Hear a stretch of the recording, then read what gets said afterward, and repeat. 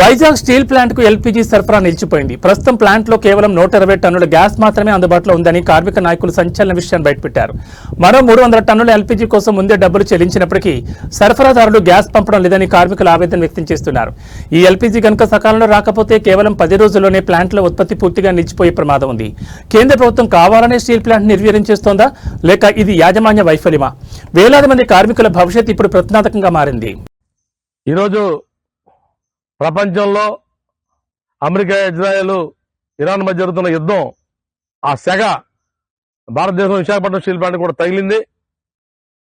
Visakhapatnam steel plant daily 12 టన్నుల liquid petroleum gas వాడుతూ ఉంటుంది.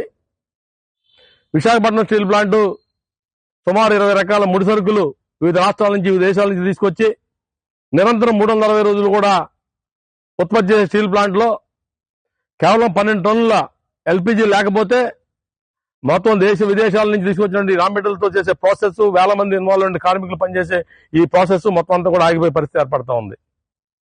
విశాఖపట్నం స్టీల్ ప్లాంట్ ఎల్పీజీ ఈ రోజు కేవలం 120 టన్నులు మాత్రమే ఉన్నది. ఈ 120 టన్నులు 10 రోజులు మాత్రమే సరిపోతుంది. ఇంకో 300 టన్నులకి ఆల్రెడీ డబ్బులు కట్టి లైన్లో ఉన్నప్పటికీ కూడా ఇవ్వడానికి నిరాకరిస్తా ఉన్నారు.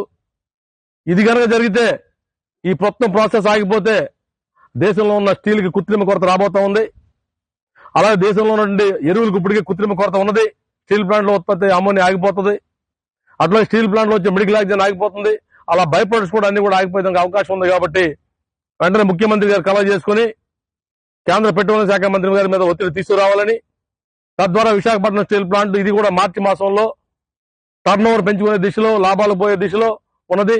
ఫిబ్రవరి నెలలో 34 కోట్ల రూపాయలు నగదు లాభాలు వచ్చినాయి. ఈ నెల కూడా 150 కోట్ల నగదు లాభాలు ముందుకు పోతా ఉన్నాం.